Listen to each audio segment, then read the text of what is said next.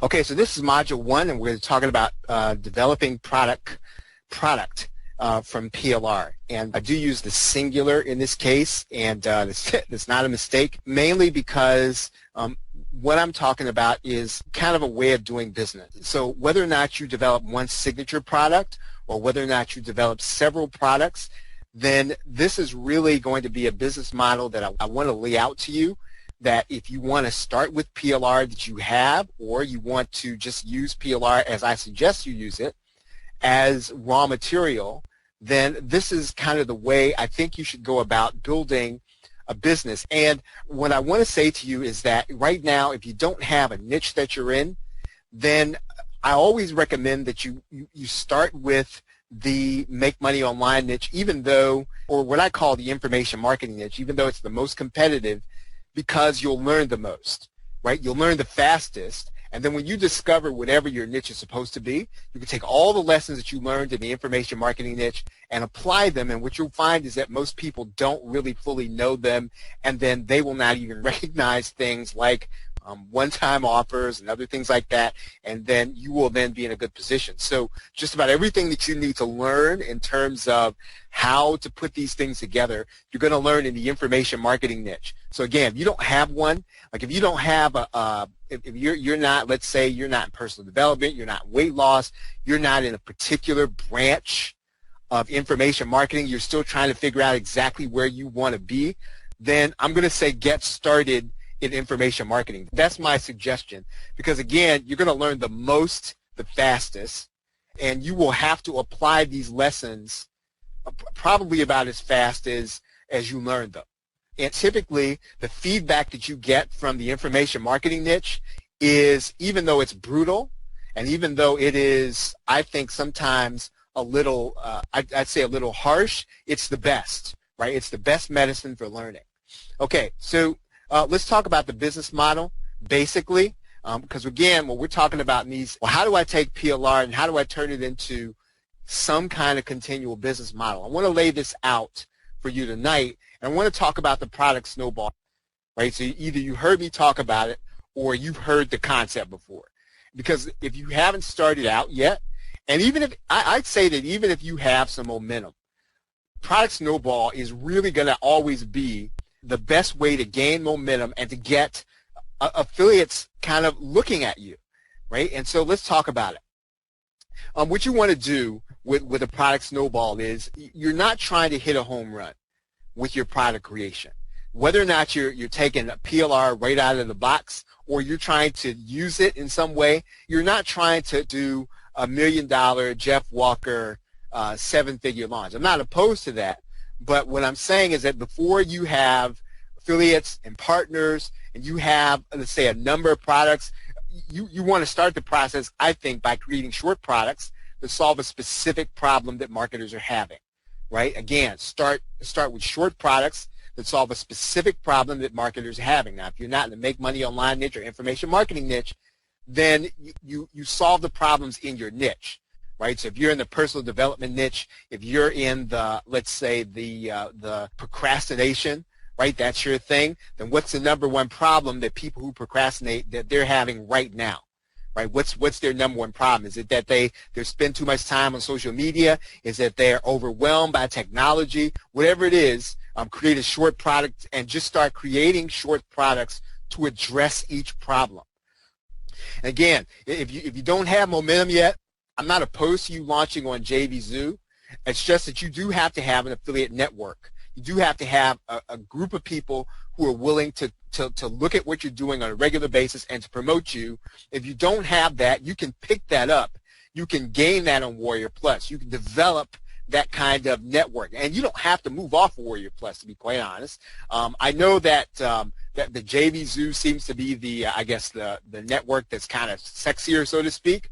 But Warrior Plus is a good enough network for you to use. And so if you're starting out or you don't have the momentum or you don't have the affiliate network yet, then I would say start launching these little products repeatedly on Warrior Plus. And again, I want to tell you that the point is not for you to make 1 million sales. I'd say, 5 sales, 10 sales are fine when you're launching these little short products that I'm talking about. Now, here's how you're going to use the PLR.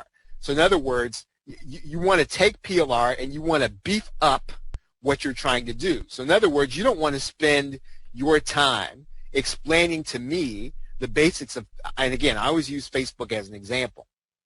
Don't spend your time explaining the basics of Facebook, how to create a fan page, how to open your account, all that stuff. Go buy the PLR of somebody who's already done that work, right? Go buy the PLR, and that's going to be your basic. And again, I don't really even care if you necessarily refabricate it to be yours. I don't even think it matters. I think what matters is you solve people's problem. Right, and so this is how you go and get the PLR. Now, in other words, I want you to pick up the subtlety of what I'm saying here. You're going to the marketplace in your niche, and you're figuring out what are the problems people are having. And you don't have to hit a home run. You got to have enough, I'd say, punches. You got to have enough jabs so that you can throw a right hand. Right, and so you've got to keep jabbing with your left. If you're, that is, if you're right-handed. If you're left-handed, you would have jabbed your right hand. But you got to throw enough jabs so that your right hand is going to be potent when it comes. And so you just keep solving little problems, and you use the PLR to beef it up. Now let's see. I've got a question here from Damon. You said if you have PLR, you don't have to learn the product. You can teach them. Yeah, in some cases, I would say, Damon, that what you want to do is you want to learn enough to solve a specific problem. So you may not be an expert on creating fan pages. So you might want to go and get PLR that shows people how to create fan pages. And if that's not the specific problem that you're going to solve, then you get PLR and you use that to beef up your product. And you say inside of there, hey, I've got something in here. Make sure you go to the members area and get the product that talks about this. Right? You do need to know what's in it. You do need to know kind of what they're explaining in it, but you don't have to be the one to create all the videos.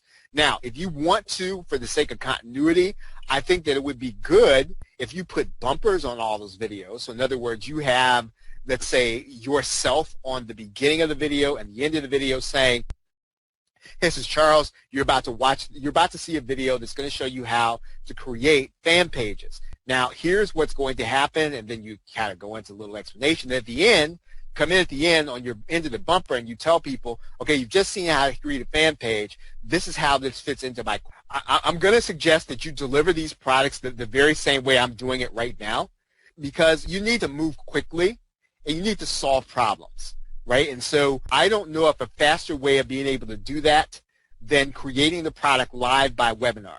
And so people can always come and watch the replay, but the point is not whether or not they've got a recording or whether or not they've got a video. The point is whether or not you solve the problem. Now, if you're not the webinar type and you don't necessarily like to present, then I think everybody can kind of come up just enough to be able to present some basic information. To be quite honest, I think that if you're solving a problem that people really are going to have, then you can almost overcome your inability to speak. That is my opinion. Right? So if you don't like talking in public, you can overcome that if you're solving a specific problem that you sold the product in order to solve. Okay, so you get done with the webinar. You're going to take that webinar, you're going to edit out the content. So in this particular case, at the beginning, before the recording started, I was fiddling around trying to get the screen to work. None of that stuff should be in your product recording. Right? You should be able to edit out all that stuff. And in some cases, you can do that just by starting the recording at the point at which you're ready to start talking, ending it when you're ready to be done. GoToWebinar is a great platform in order to do that. I think it's $99 for 100 people. And if you're going to have more than 100 people in your course, you're generally getting somebody to come on I'd say a Tuesday night, Wednesday night, Thursday night, more than 100 people. It can be a little difficult. So I would not really worry about whether or not your room is going to be big enough. And if you have to go over that, then you go over that. But I think it's $99 for 100 members. It doesn't really matter which platform you use, just as long as you can reliably come in every week or every period of time and then continue to deliver the content, continue to solve the problem.